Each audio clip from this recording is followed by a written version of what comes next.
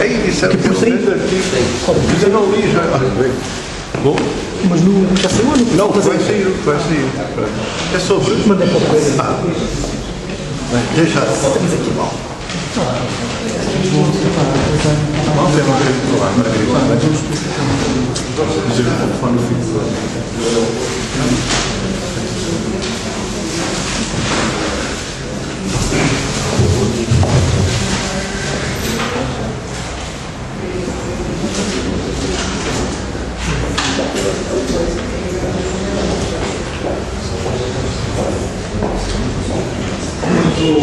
Então, vamos começar esta sessão em que serão apresentadas 3 obras. A revista Nova Águia, no segundo número, a reedição da História Secreta de Portugal, do António Teólogo, e finalmente iremos também apresentar o título da coleção Nova Águia, do Pedro Martins, aqui presente, a Teoria Nova da Saudade, OBS, que será apresentada pelo Rui Ventura. Muito sucintamente sobre a Nova Águia, este é o 12º número de uma revista semestral, que por isso tem saído desde o primeiro semestre de 2008. Relembro muito sucintamente os temas, já que a revista Nova Águia tem sempre uma temática central. O primeiro número teve como tema central a ideia de pátria e sua atualidade, e obviamente não foi por acaso, sendo esta uma revista que, como desde logo se infere pelo nome, se filia na revista Águia e na Renascença Portuguesa, pareceu-nos importante começar por aí, por repensar essa ideia de pátria, sinalizando a importância que nós damos à língua, à cultura, à história e a tudo o que vem por arrasto. Depois, no segundo semestre desse ano, 2008, evocámos uma figura que também nos é muito cara, a figura do Padre António Vieira, nos 400 anos do seu nascimento. Em 2009, evocámos outras 2 grandes figuras da nossa cultura, não apenas portuguesa, mas lusófona, já que a Nova Águia, até pela sua gênese, já que nasceu a par do movimento internacional lusófono, procura em cada número estabelecer pontes entre a cultura portuguesa e as outras culturas de língua portuguesa, em prol de uma mesma cultura lusófona. De resto, daí também essa marca que se tem mantido em cada número, no sentido de darmos voz a autores lusófonos não portugueses. Dizia eu que no ano 2009 evocámos outras 2 grandes figuras, a saber, a figura de Agostinho da Silva, que foi, desde os anos 50, o grande prefigurador de uma comunidade luso-brasileira, desde logo, e por extensão de uma comunidade lusófona. Quando a CPLP foi criada, em 1996, Agostinho da Silva, que já havia falecido, foi ainda lembrado como o grande inspirador, ou como um dos grandes inspiradores desse projeto, da CPLP. E também, no segundo semestre de 2009, evocámos a figura do Teixeira de Pascoais, que foi, como sabemos, o grande poeta, o poeta mais proeminente da revista Águia e da Renascença Portuguesa, e dada que é essa a nossa gênese, a nossa matriz, quisemos também, de facto, homenagear a figura de capa, a figura de Teixeira de Pascoais. 2010 foi um ano rico em efemérides, acabámos por escolher como temas centrais 2 centenários, a saber, o centenário da revista Águia e o centenário da Renascença Portuguesa. Perdão, o centenário da República. Digo que são 2 datas que estão muito intimamente ligadas, porque, como muitos de vós saberão, a Renascença Portuguesa, isso para nós também é exemplar, ainda hoje é exemplar, foi uma geração que tinha da cultura uma acessão mais ampla e mais profunda do que muitas das pessoas que hoje são tidos como, ou são tidas como pessoas de cultura. Quero dizer que eram pessoas que tinham um compromisso cultural com o país, com a nossa história, mas tinham mais amplamente e mais profundamente um empenhamento cívico-político com o nosso país. E daí que eles, todos eles, sem exceção, diria, tivessem estado particularmente empenhados na instauração do regime republicano. Obviamente que há razões geracionais que explicam esse fenómeno. Na altura, o estado de decadência, de morbidez, de morte de Portugal, para eles é identificável com o estado de morte do regime monárquico, e daí que, figurando eles a regeneração de Portugal, a regeneração da pátria, essa regeneração, esse renascimento, passaria necessariamente, no entender deles, pela instauração de um novo regime político, a saber, do regime republicano. Obviamente que o regime republicano com que eles sonharam não foi, muito longe disso, o regime republicano veio a vingar. Em todo o caso, eles persistiram numa ação desde logo cultural, essa foi a grande matriz, e daí que a revista Águia, que foi o órgão da Renascença Portuguesa, tivesse durado mais 22 anos, até 1932, e em torno da revista Águia, em torno da Renascença Portuguesa, se tivessem promovido múltiplas atividades, não só editoriais, lembro, por exemplo, as universidades populares, que são ainda hoje para nós um grande exemplo do que deve ser uma ação cultural, desde logo, mas também uma ação cívico-política na acessão mais ampla e profunda do tema. É esse exemplo que nós ainda hoje procuramos honrar na revista Nova Águia e no movimento internacional lusófono, agora a uma outra escala, não à escala da Portugalidade, mas à escala da lusofonia. Em 2011 seguimos esta saga. No primeiro semestre homenageámos a Fernando Pessoa, que foi também uma figura da Renascença Portuguesa, ainda que depois tenha seguido outros caminhos. Os primeiros textos que Fernando Pessoa publicou, conforme saberão, foram publicados na revista Águia. Depois criou com o Mário de Sá Carneiro o Orfeu, cujo centenário de resto se assinala em 2015, e que será também objeto de evocação na revista Nova Águia. E quisemos celebrar essa memória pessoana à luz do enfoque que persiste, dessa sua célebre frase, dessa sua célebre expressão: minha pátria é a língua portuguesa. Enfim, que todos nós já ouvimos, muitos de nós já pronunciámos, mas, em muitos casos, sem ter a devida consciência das implicações dessa mesma asserção. Se nós dizemos convictamente que a nossa pátria é a língua portuguesa, então resta pensar e agir em consequência, e também aí temos que procurar cumprir o nosso caminho. No segundo semestre de 2011, o tema foi o pensamento da cultura da língua portuguesa, um tema vasto em que recordámos, em particular, duas figuras da filosofia portuguesa, a saber, a figura do José Marinho, nos 50 anos da publicação da sua obra mais emblemática, do ponto de vista filosófico, que foi o Caminho de Ser da Verdade, e também a figura de Álvaro Ribeiro, o seu irmão, nas suas palavras, o seu irmão Leonardo de Coimbra, assinalando os 30 anos do seu falecimento. Em 2012, assinalámos, como podia deixar de acontecer, os 100 anos da Renascença Portuguesa, levantando uma questão que para nós tem muito a ver com o espírito da Renascença Portuguesa, que era um espírito privilegiando as nossas raízes históricas, nunca foi um espírito passadista, pelo contrário, era um espírito que, a partir dessas raízes históricas, procurou repensar o nosso presente e, mais do que isso, o nosso futuro possível. E daí que o rap que tínhamos lançámos nesse número foi Como será Portugal daqui a 100 anos. Foi esse o rap que lançámos. Uma vez mais, esse rap teve ampla correspondência e foi um dos números mais ricos da Nova Águia, onde procurámos dar resposta a esta questão. E era uma questão, e todas as respostas, obviamente, eram tentativas de resposta. Nenhum de nós pode assegurar como será Portugal daqui a 100 anos, nenhum de nós sequer pode assegurar se Portugal existirá daqui a 100 anos. De resto, porventura já será problemático garantir que Portugal ainda hoje existe, quanto mais garantir que Portugal existirá daqui a 100 anos.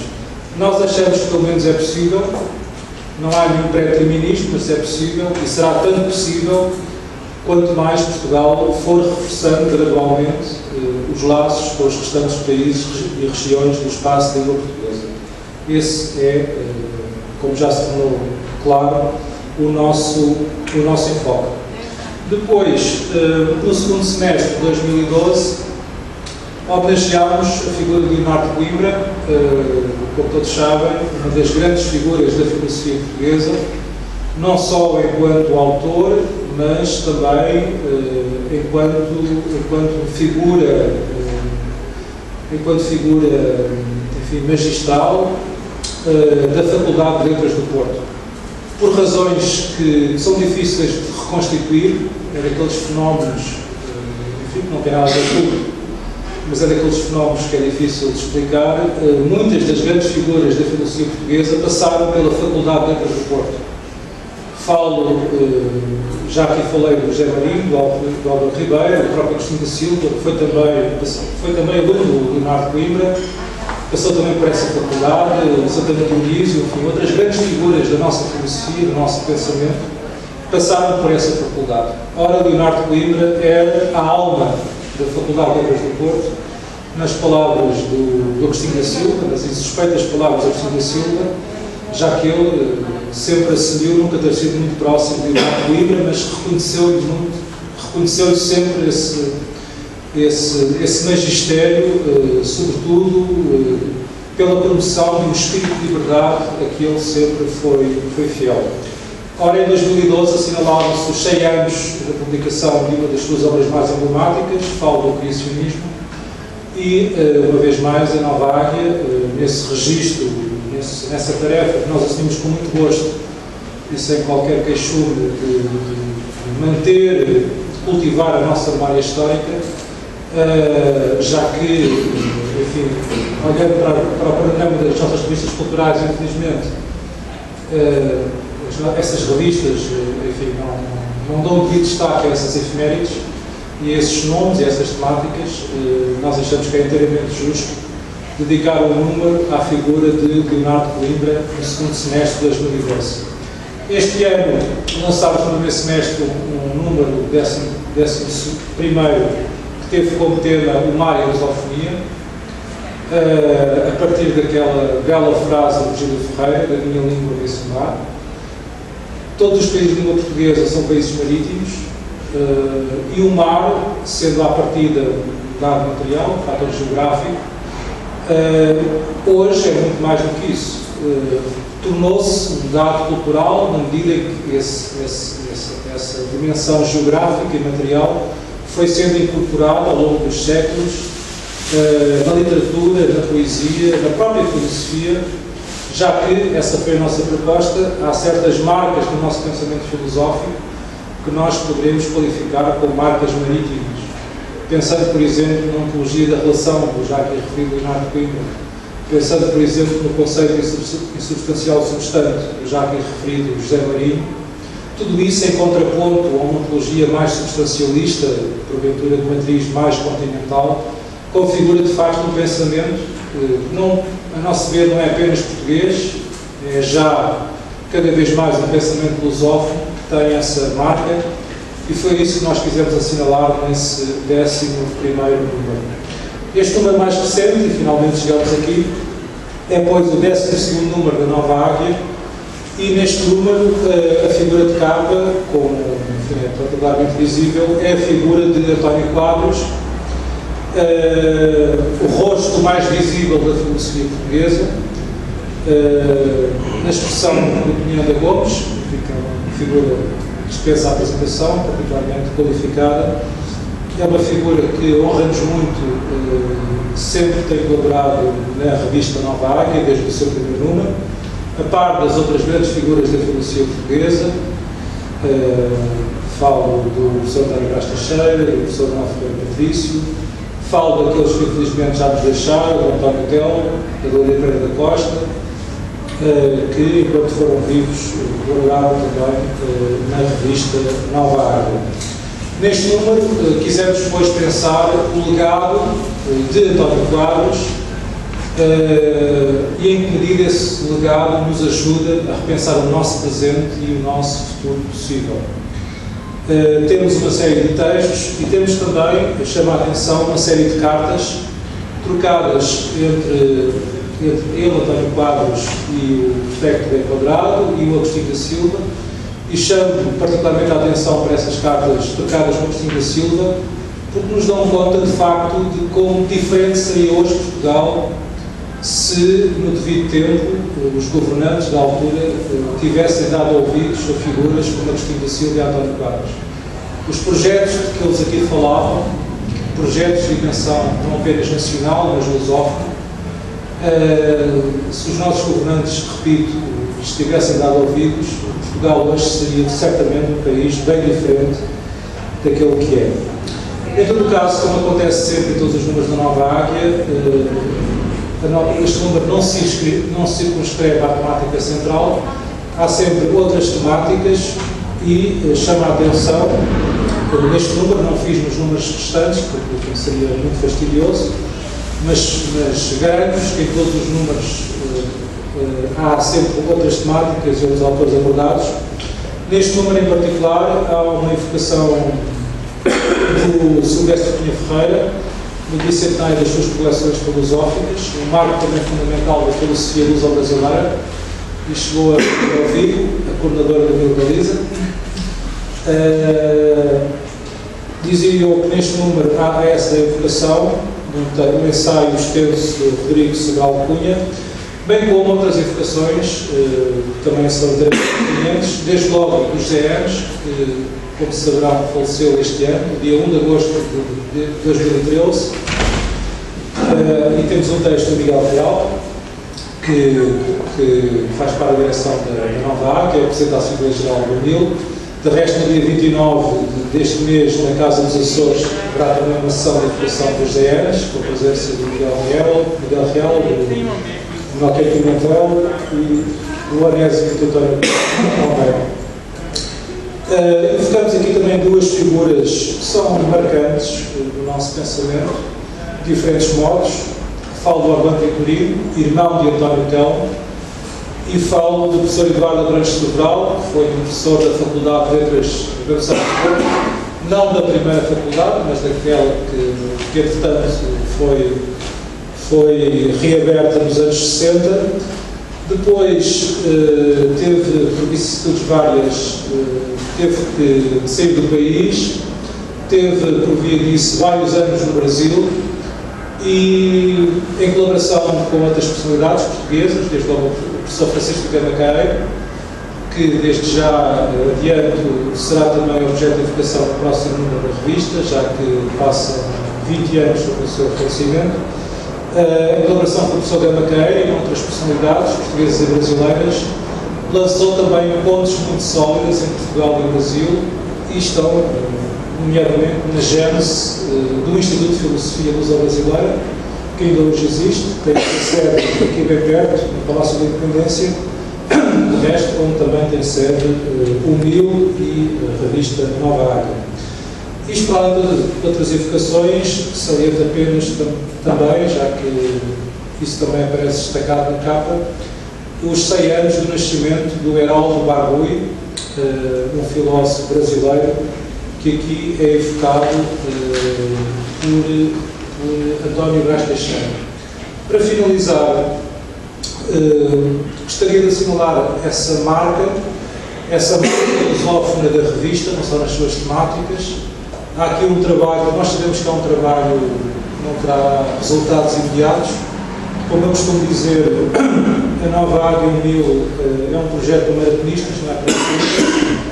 É para pessoas que têm o sentido da endurance, têm o sentido da persistência, da resistência e da insistência, que não esmorecem, sabem que estes desígnios estratégicos não se cumprem de um dia para o outro, mas que nem por isso desistem, não esmorecem, pelo contrário, dia a dia renovam a sua energia para prosseguir esta caminhada.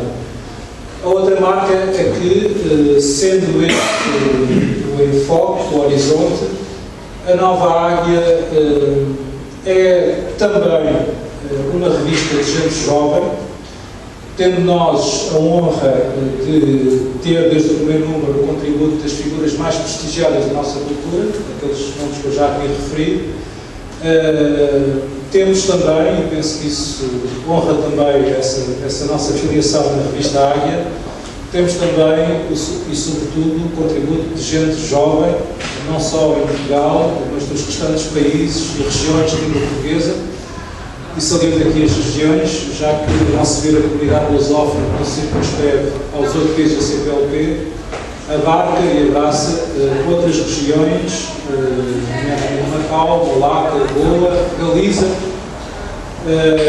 e isso tem sido manifesto em cada número da Nova Águia, já que em todos esses números tem havido textos de autores galegos, de autores de outras regiões de língua portuguesa, e isso apraz-nos muito registar. Queria também salientar que a revista Nova Águia é sobretudo uma revista de ensaio, mas nem por isso deixa de ser também, ou não deixa de ser também uma revista de poesia, já que em todos os números, e fazemos questão disso, temos publicado poemas numa secção que tem esse sugestivo título de poemário. A finalizar este número da Nova Águia, temos uma secção que é relativamente recente, que é o noticiário. Como vê, nós somos especialistas em neologismos. O noticiário registra, uma vez mais, enfim, suprindo as lacunas que nós diagnosticamos noutras revistas culturais, registra eventos que essas outras revistas não são devidamente referidos, são até ostensivamente ignorados, mas que, ao contrário, aqui na Nova Águia tem o seu devido destaque. Saliento apenas um desses eventos, já que a figura de capa é António Quadros, foi a inauguração da nova sede da Fundação António Quadros, na Boteca de Rio Maior. De resto, já foi anunciado no nosso blog. A próxima sessão de apresentação da Nova Águia decorrerá no dia 16 de novembro, na nova sede da Fundação António Quadros, às 4 da tarde, dia em que será também entregue o prémio António Quadros. A Fundação António Quadros todos os anos entrega um prémio, alternadamente nas áreas de filosofia e literatura, e este ano a galardoada será a Tolinda Gerson na área da literatura, e esse prémio será entregue no dia 16 de novembro, às 4 da tarde, na Fundação António Quadros, conjuntamente iremos apresentar, na companhia do Sr. António Brás Teixeira, este mais recente número da Nova Águia. Depois também temos a referência à coleção de títulos da coleção Nova Águia, que saliento vai já em mais de 40 títulos. Como há pouco referi, hoje iremos apresentar um dos mais recentes, o livro do Pedro Martins, Tiro Nova da Saudade, que de resto já é repetente, já que nesta mesma coleção havia já publicado a sua obra O Segredo de Grão Vasco. Para terminar, antecipo apenas os temas que se seguirão, os temas de 2014. No primeiro semestre, ou seja, no 13º número, vamos procurar fazer um balanço de abril, 40 anos depois, e vamos também evocar, uma vez mais, Agostinho da Silva, nos 20 anos do seu falecimento, e temos já garantida a publicação de uma extensa série de cartas trocadas entre Agostinho da Silva e António Telmo, que irão em breve ser revistas pelo Pedro Martins, aqui presente, por mim próprio, com a colaboração do Rui Louco. Todo esse acervo epistolar, portanto, será publicado no primeiro semestre de 2014. A data de lançamento ainda não está definida, mas enfim, sairá, como costuma acontecer, em março, abril. Em abril, desde já também antecipo, o MIL irá promover o segundo Congresso da Cidadania Lusófona, que irá decorrer, tal como o primeiro, na Cidade de Geografia, e certamente será um dos momentos onde a revista será devidamente apresentada. Com estes congressos, que serão já dois, em abril de 2014, queremos desde logo também sedimentar, fundamentar e difundir este conceito tão caro à Agostinho da Silva, que era o conceito de cidadania lusófona. De resto, ele em vida, ele próprio defendeu algumas ideias que consubstanciariam esse mesmo conceito, nomeadamente a ideia do passaporte lusófono, que seria a consagração não só simbólica, mas jurídica, dessa mesma cidadania lusófona. Sabemos que esse é um conceito que ainda nos é muito estranho para muitos de nós. Todos nós nos afirmamos como cidadãos portugueses, e falo dos presentes, o que é perfeitamente natural e salutar. Todos nós nos afirmamos também, por outro lado, como cidadãos do mundo, isso é igualmente natural e salutar.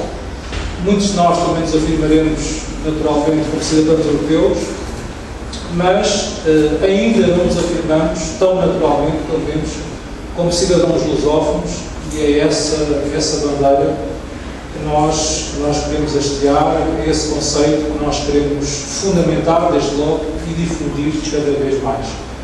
No segundo semestre de 2014, o tema será também duplo.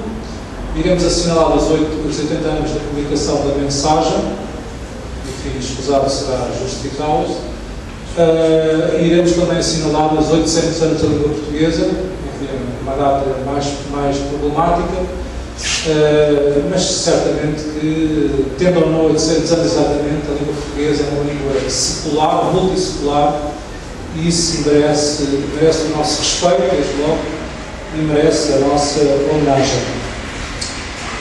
Fica depois esta apresentação da Nova Águia. Duas palavras finais para o Miguel Fiel, que colabora comigo na direção da Nova Águia, conjuntamente com a Luísa Jandeirinho, que infelizmente não pode estar aqui presente hoje, e uma palavra final para o Alexandre Gabriel, o editor da Nova Águia. Eu já tenho registrado várias vezes publicamente, não me canso de fazer, a justiça deve ser sempre reiterada e não tem que ser agradecida. Se nós chegarmos aqui até o 12º número, e penso que é já uma marca e um marco, isso deve-se a várias pessoas, mas deve-se desde logo ao Alexandre Gabriel, que foi a primeira e única escolha a nível editorial para realizar este projeto. E desde esse primeiro número não nos temos arrependido, muito pelo contrário. De facto, o Alexandre Gabriel tem sido o grande esteio na viabilidade editorial deste projeto, até do facto, já tem sido assinalado, da revista sair sempre pontualmente.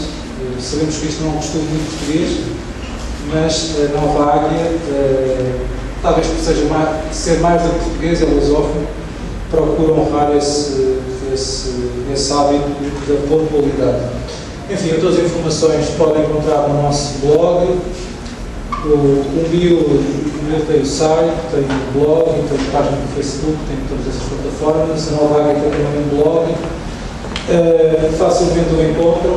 Eu costumo dizer isto, que é bem verdade, acreditem. Quando se digitava Nova Águia ao princípio, parecia ser o de Força Benfica, que me causava sempre grande inútil, porque eu sou do Sporting. Mas acreditem que agora, se digitarem Nova Águia, vão ter diretamente ao site da revista e lá poderão encontrar toda a informação relativamente aos números que já saíram, aos próximos números e às próximas sessões que vão sair.